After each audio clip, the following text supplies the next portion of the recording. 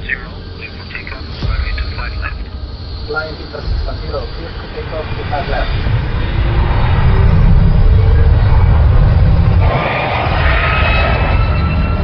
V1. Rotate.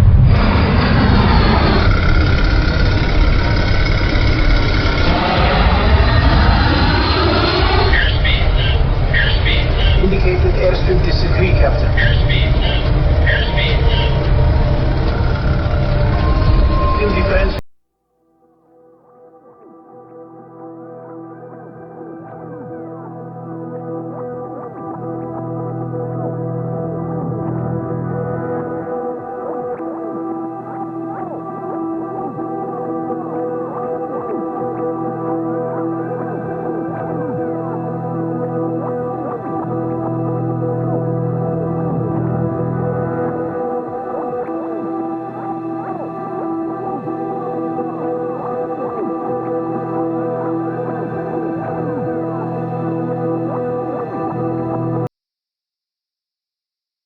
Tonight, we will uncover how unchecked greed within Boeing and how it led to catastrophic consequences, not only in the boardroom, but in the skies, where lives were tragically lost.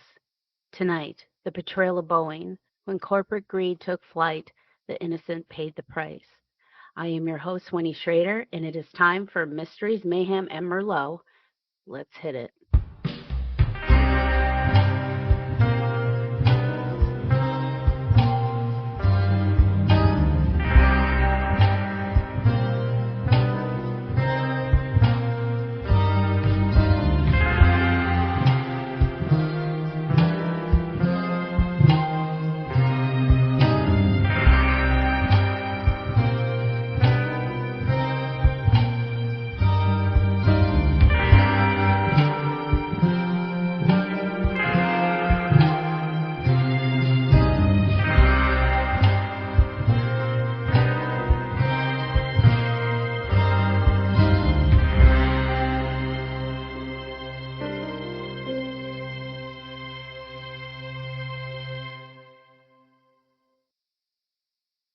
Hi, and welcome to my first ever Mysteries, Mayhem, and Merlot.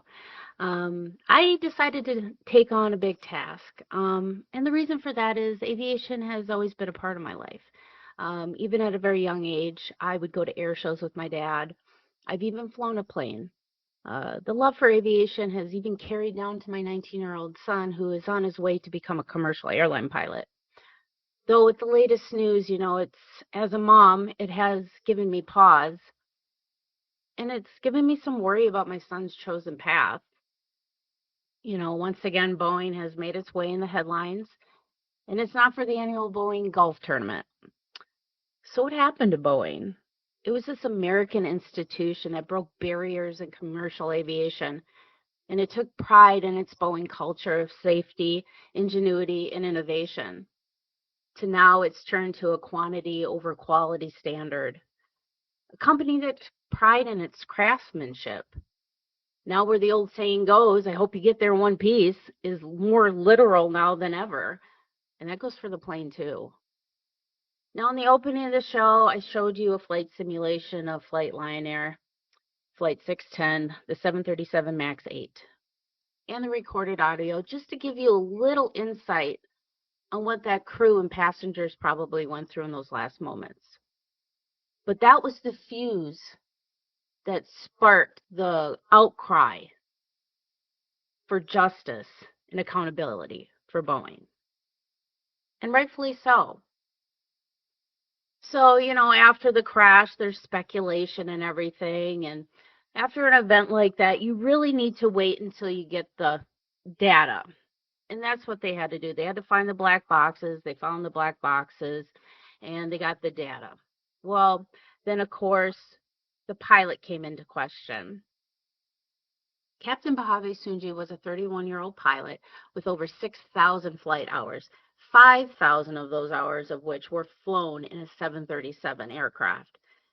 Of course, his training was put into question by Boeing, and the FAA basically stating that if they were American pilots, they would have known proper protocol.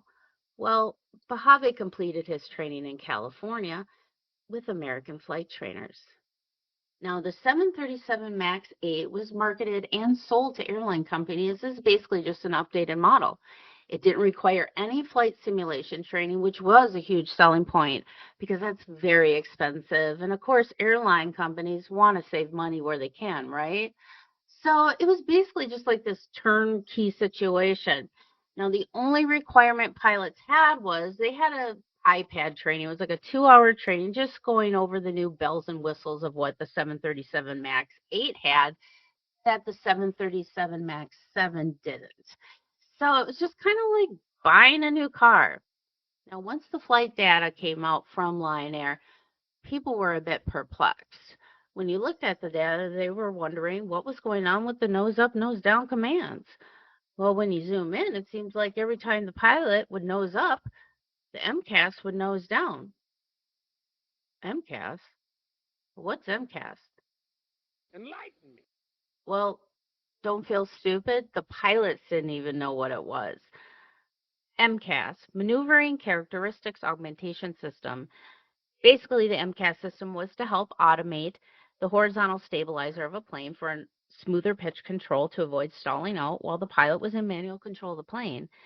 But by the evidence given, this was the cause of the crash. But why? Why would a plane have such erroneous behavior? Now, the NTSB released the preliminary report of Lion Air Flight 610.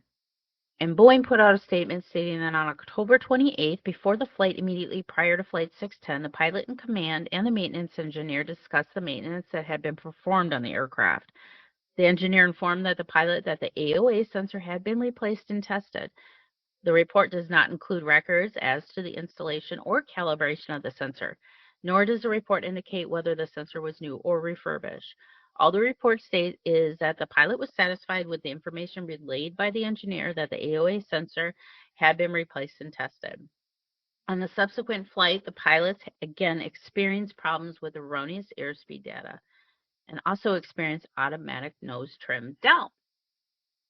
But how did he fix the trim issue? That's a good question. The report does state that during that flight, they did cut power and turn the switches off to the horizontal stabilizers. They just had to manually trim the plane. So they did land safely in Jakarta. But the following morning, that information was not relayed to that crew. So when they got into the plane and took to the skies, they had no idea what was about to happen. Now, that's on Lion Air for not having proper log and maintenance records. That is a huge oversight that could have been corrected. Now, the FAA and Boeing officials insisted that the pilots lacked the proper training on how to counteract the MCAS system. Once Boeing said that, though, it kind of opened Pandora's box and put a nail in its own coffin because pilots associations and groups alike were dumbfounded. There was a collective question. What the hell is MCAS? That's alarming. How could pilots not know that this software was on their plane? Meanwhile, Boeing is scrambling for damage control behind closed doors, but publicly saying that it was just a lack of training issue. So the FAA deemed the 737 MAX 8 safe to fly, but did not think it was necessary to ground the plane at that time. Well, then, of course, the blame game gets worse.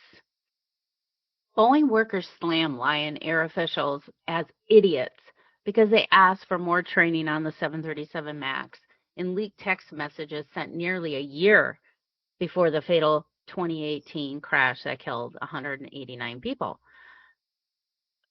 But I thought all they needed was like a 2-hour iPad training to fly the 737 MAX 8. They didn't need simulation training, according to Boeing. Now Boeing saying it's a lack of training issue. In a private meeting with American Airlines pilots, the company finally revealed to them the existence of MCAS. These guys didn't even know the damn system was on the airplane, nor did anybody else. There was a clandestine recording of that meeting. So we try not to overload the crews with information that's unnecessary so they actually know the information that we believe is important. We flat out deserve to know what is on our airplanes. I don't disagree. In that meeting, Boeing tried to insist that if the MCAS system failed, pilots were the backup. To which we responded, "You've got to be kidding me. I knew nothing about the system. How can I be the backup that you so heavily depend on if you don't even inform me?" Oh, Boeing, you are making me spicy. You're damn right those pilots deserve to know what's on their planes. And then you have the balls to state that it's a lack of training issue. And it just keeps getting better. Story, and the emails are pretty incendiary, Phil.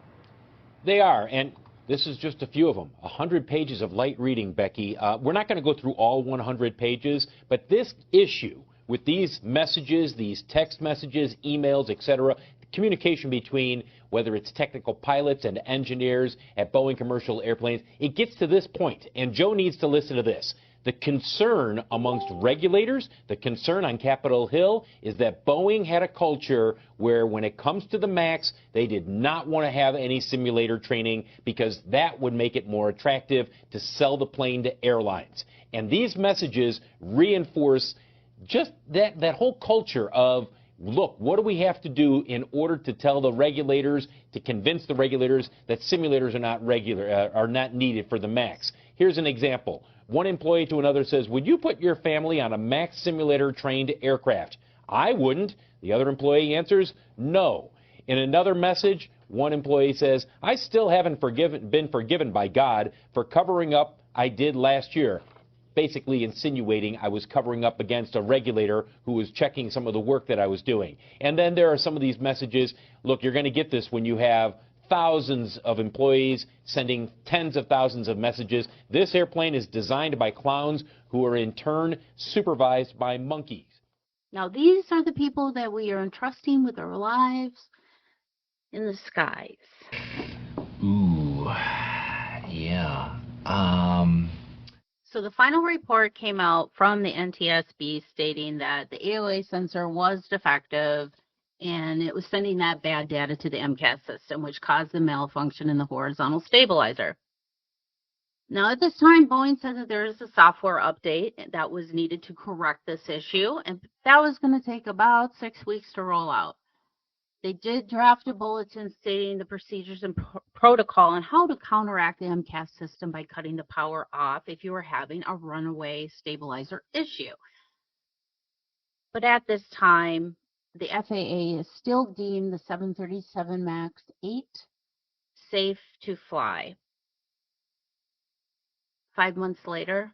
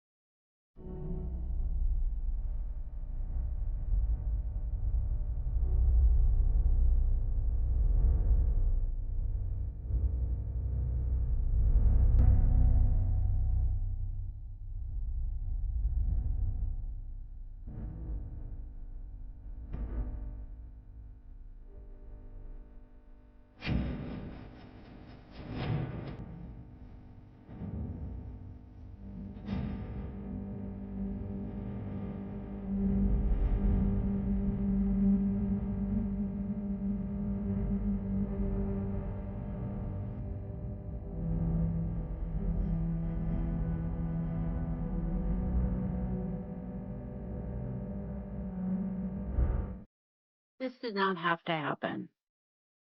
This shouldn't have happened. Boeing said that it would be good. Remember that pesky little AOA MCAS software problem that they said that was going to fix the issue?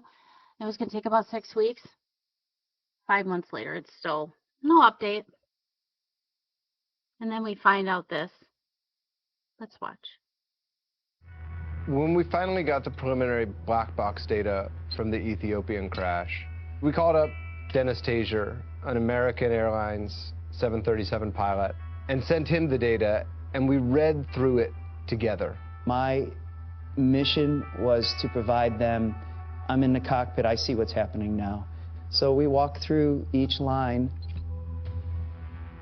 and I had no idea what was in it. I knew that the crew had an experienced captain and a lesser experienced first officer. we go, second by second, through these few minutes of this flight. Going through the steps that the pilots had taken and saying, yep, I would have done that. Yep, I would have done that. And as soon as they lifted off the ground, all these different alerts started popping up. The airspeed was unreliable, the altitude was showing unreliable, there were alerts related to that. But they bring the gear up and they continue to climb out. 2 minutes into the flight, based on faulty data from the AOA sensor, MCAS kicked in and began pushing the nose down. Don't sink. And I have very clear memory of noting a time mark where the first officer is quoted as saying, "Stab, trim, cutout switches," which takes the weapon away from MCAS, which is what Boeing told us to do. And I have to confess, I probably swore. I said, the kid got it right. That kid got it right. What had happened was the pilots did do what they were supposed to do. They had cut the electricity off. Don't sink. They hit these switches and they tried to take manual control. The first officer is reaching to this large wheel on his left, and that's the manual trim wheel, and trying to turn it. It's like lifting up a 10-ton bucket of cement out of a deep well. The problem was, at that point, the plane was going so fast that even after they took manual control, they could not physically get the plane to right itself. They shouldn't have been going that fast. Too low. Terrain. And they're continuing to accelerate towards the ground. The ground is approaching them. Then, with no apparent recourse, the pilots reached for the stabilizer switches.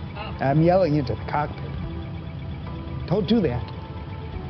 But I don't know what they're facing. Caution. Terrain. MCAS was reactivated. MCAS says, "Hey, I'm back on." Here we go. And now the airplane is in near full nose down trim, and you can pull back forever. And there's not enough metal in the back of the airplane to make that airplane come up to a nose up. Terrain. Terrain. Pull up. Pull up. Pull up.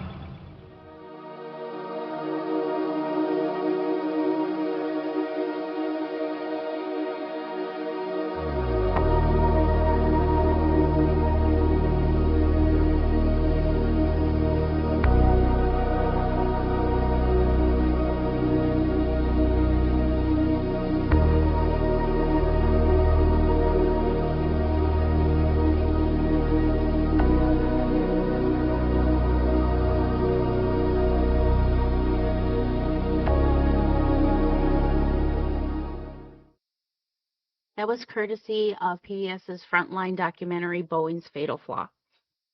That was really alarming to watch, knowing that these seasoned pilots were taking the data from Ethiopian Air and Lion Air and applying their knowledge and experience and still having the same outcome that the young pilots had. But it was great to know that these giants in the aviation industry started speaking out. Dennis Chager, that you just saw in the documentary, he said it was like a Tasmanian devil in there. Every time you made a gain, it made a double gain back on you. And he's a seasoned 737 pilot, and he's also the communications chair for the Allied Pilots Association. And then we come to Sully. Remember Captain Sully? He was famous for landing the jumbo jet on the Hudson River. Well, he said Boeing made a good aircraft over the years, but this is a radical departure from that. This should have never happened. Well, of course it shouldn't have happened. None of this should have happened. And what's sad is it was so preventable. But I'm glad that these giants, like I said, are speaking out vocally across the board, and they continue to do so to this day. Let's take a look. Meanwhile, this morning, Captain Chesley Sully Sullenberger, known as one of America's best-known pilots, is weighing in. Sullenberger, famous for that radio call during a harrowing emergency landing. We may end up in the Hudson. Captain Chesley Sully Sullenberger saved the lives of everyone on board during the miracle on the Hudson landing back in 2009. Now, with the 737 MAX fleet grounded, Captain Sully is criticizing the FAA for letting Boeing conduct certification inspections on itself, saying it has created inherent conflicts of interest. In a MarketWatch op-ed, Sullenberger also writes, Boeing and the FAA have been found wanting in this ugly saga that began years ago but has come home to roost with 2 terrible fatal crashes. A former NTSB chief agrees. It's not a question of whether the FAA has enough resources and enough talent to do the job. It's their responsibility to do the job. Understaffed and underfunded, Congress allowed the FAA to delegate more authority to Boeing to certify the new 737 MAX meets FAA criteria. Wait a minute. Wait a minute. First of all, you're not going to speed past that like you didn't just say what you just said. Talk about putting the fox in the henhouse. I used to be in the mortgage industry. I wasn't even allowed to talk to home inspectors. It was a federal crime if I did. If I tried to sway them in any way. The last time I checked, buying a house didn't kill you. Why was MCAS even needed? Well, in 1967, Boeing came out with the 737. It was a hot ticket item for airliners because you could take a good amount of people short distances. It was a plane of its time, though. You can maybe only have about 80 people on a flight. Now we're just packed in there like sardines, but Boeing stuck with what worked. Now, the 737 has changed shape and size throughout the years, but when Boeing's rival Airbus came up with the A320, that got Boeing on the edge of their seats. They had to come up with something, so introducing the 737 MAX series. But then when Airbus decided to come out with the A320neo, it had these big, beautiful, fuel-efficient engines on it. Well, Boeing wanted a piece of that pie. So they built these beautiful, big, fuel-efficient engines. Well, instead of designing a plane around those, they just decided to slap them on the 737 and call it a 737 MAX 8. Well, there was a few engineering issues. The engines were too big. There wasn't enough ground clearance. So they just decided to flatten the bottom sides of the engines. They took it for a test flight. That's when they noticed they had a nose-up problem. Engines were too powerful, causing the nose to come up too much. Introducing the MCAS system. That's why it was introduced. It was because of bad engineering practices. Now, if they would have designed a plane around those engines, they would have never needed an MCAS system. But where did Boeing go wrong? Well, we're waiting. In August of 1997, Boeing acquired McDonnell Douglas Corporation for $13 billion. It was the largest merger in aerospace history and 10th largest in our country. Now, McDonnell Douglas was the company that was behind like the DC-10s and the DC-9s, but they were a more profit-driven company. So when they merged, McDonnell Douglas was the one that got in that boardroom, and it completely changed the culture at Boeing. Okay, so now at this point, 2 planes have crashed. It's come to light that Boeing has been covering things up and lying to the federal government. So now what? How do we hold them accountable? Well, the Department of Justice decided to build a case against Boeing, and of course now they had to face Congress. David Muhlenberg was the CEO at the time, and he had to face Congress and listen to all the evidence mounting up against Boeing. Now the family members of the victims of the crashes decided to show their support for each other and let Boeing know that this was not okay.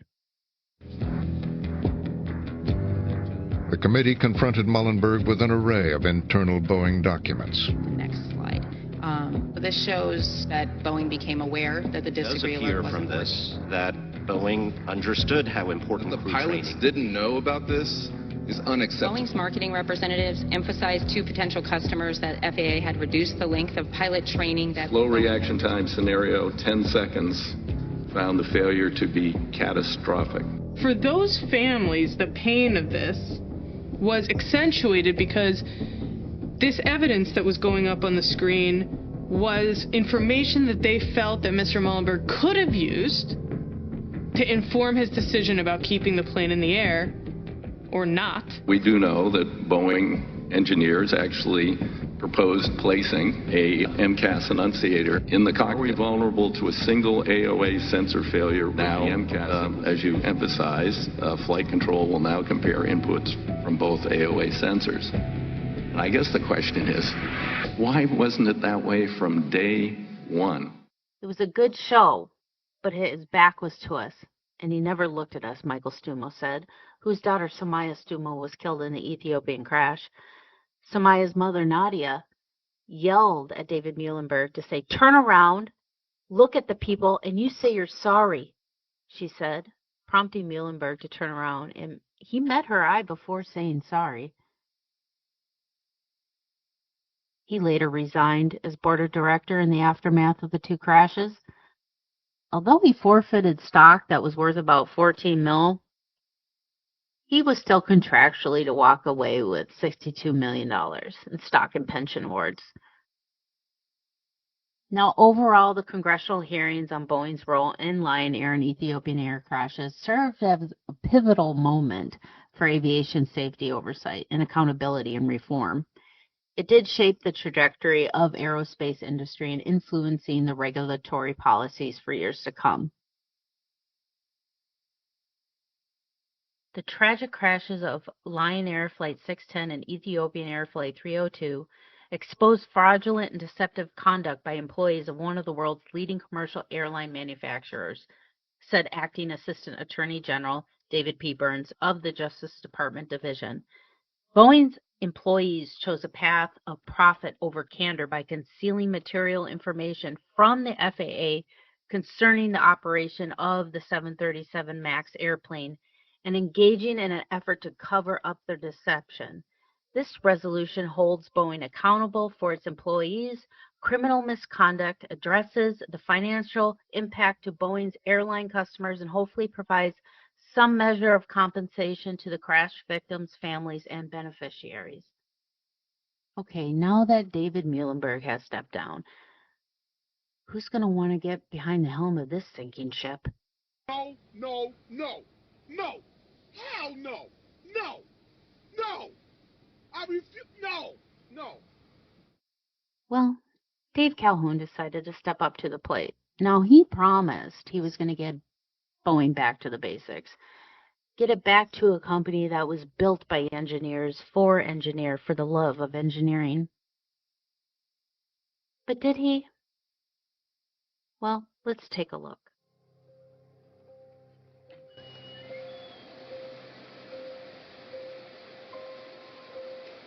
They hire these people off the street, dude. Working, flipping burgers for a living, making sandwiches at Subway. The thing about it is they don't realize the seriousness of putting something together and putting it together right, because it breaks. It can't come over with the curve. It's going to come down. I've seen a lot of things that should not go on at an airplane plant. People talking about doing drugs, looking for drugs. It's all coke and painkillers and what's that other? You can get weed here. It's really good weed here. Really? Like in the plant? Yeah. Like there's someone who has it right now. I could just walk up to them and just... No, I don't know if they have, like, you got to place your order. You got to place your order, right. I have never seen anybody or heard of anybody having to take a random urinalysis. As far as I know, random drug tests just don't happen. They don't drug test nobody. I know they don't. And there's people who go out there and lunch and go smoke one up. Do they? Hell yeah. You know for a fact. Hell yeah. Well, that's really comforting to know, isn't it? Passengers were thrown to the ceiling on this flight from Australia to New Zealand, with at least one seen here attended to on the floor mid-flight. It felt like, when you are in a roller coaster and you just go like this. This Dreamliner, flown by Chilean airline LATAM, abruptly dropped more than 300 feet, leaving 50 people injured, several sent to hospital. I just realized I'm not in a movie. This is actually for real. Canadian Brian Jokett was on the flight and took these pictures showing emergency crews boarding the plane after it landed in Auckland. The pilot came to the back and I said, what was that? And he openly admitted, he said, I lost control of the plane. My gauges just kind of went blank on me. It's the latest in a string of terrifying incidents involving Boeing jets. A tire fell off this 777 taking off from San Francisco last week, smashing cars below. They need to go through a serious transformation here in terms of their responsiveness, their culture, and their quality issues. The New York Times reports the plane maker recently failed 33 out of 89 audits carried out by U.S. regulators.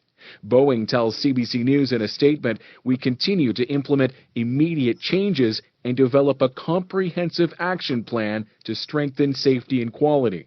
Boeing's culture has changed over the last 15 or 20 years, and it's showing up in terms of the issues that we're having with this new generation of airplane. Airlines, including WestJet, are awaiting their new MAX planes, but the company is slowing production as the FAA demands a plan from Boeing by this spring to address concerns over quality and safety. So, Thomas, you mentioned slower production, but how slow are we talking about here? Look at it this way. On a monthly basis, Boeing is making fewer than half as many MAX jets as it would want to. And for its clients, this is a big deal. Southwest Airlines, largest domestic carrier in the U.S., it's looking at cutting its flight schedule later this year. United Airlines considering taking its business elsewhere to Airbus. And here in Canada, it's not at all clear whether WestJet is going to receive the 22 new MAX planes that it intended to by the end of next year. Wow. Thomas, thank you. You're welcome. What happened? Why, Dave Calhoun? I thought you promised that you were going to right this ship. And yet, almost every other week now, it's just continuous issues with parts falling off of planes. How are parts falling off of planes? That's a good question. Work in the plant is significantly behind schedule and plagued by production errors.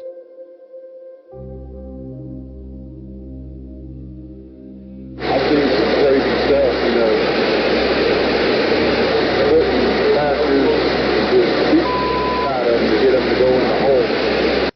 Huh. Well, I guess that explains this. Caught on video just as the door flew off. Check out the new images that we have actually obtained showing that horrifying moment on the Alaska Airlines flight. A passenger on board brave enough to roll on this moment. The airline now issuing a full refund to the passengers as well as an extra $1,500 as the investigation into what happened continued. Is that even enough? Now, there are people out there that believe in doing the right thing. One of the biggest voices out there was John Barnett. He was boots on the ground at Boeing. He saw all the things that they were trying to cover up, and they even asked him to do it. John Barnett was found deceased from a self-inflicted gunshot wound to the head in his car at the hotel parking lot where he was staying because he was giving depositions against Boeing. That's why the police were called. He failed to report. A retired Boeing employee turned whistleblower has been found dead of an apparent suicide. John Barnett was a quality control inspector at Boeing for 32 years. After his departure in 2017, he filed a complaint about the company with federal regulators in the U.S. and spoke publicly about what he called catastrophic safety concerns. Boeing has denied those accusations. Officials say Barnett died of a self-inflicted gunshot wound. He was 62 years old. His family doesn't buy it. Now, the coroner reports and police reports say it was suicide, but it doesn't sit right with me either. I mean, why would a guy give up so much and sacrifice so much to do the right thing and not finish the job?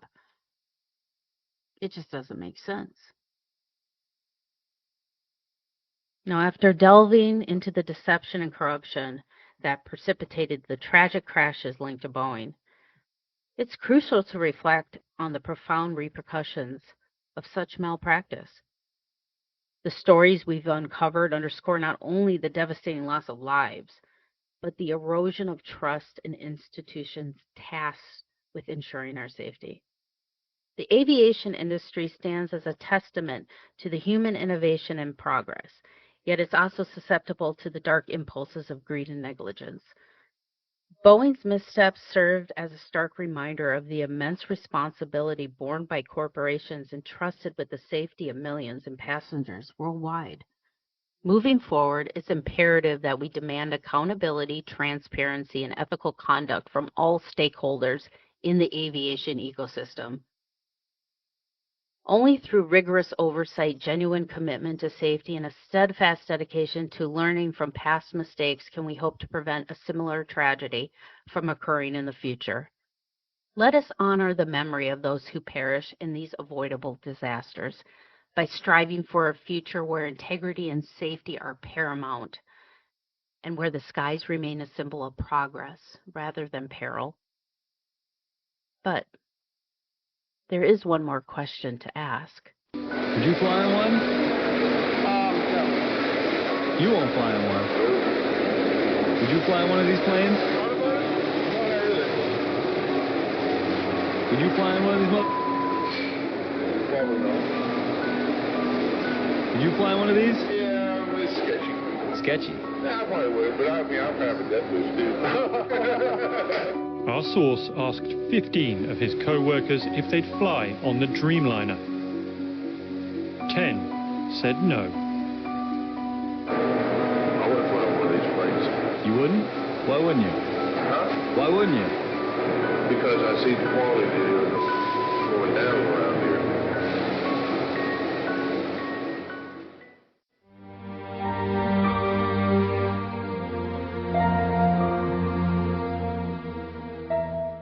Thank you for listening to Mysteries, Mayhem, and Merlot.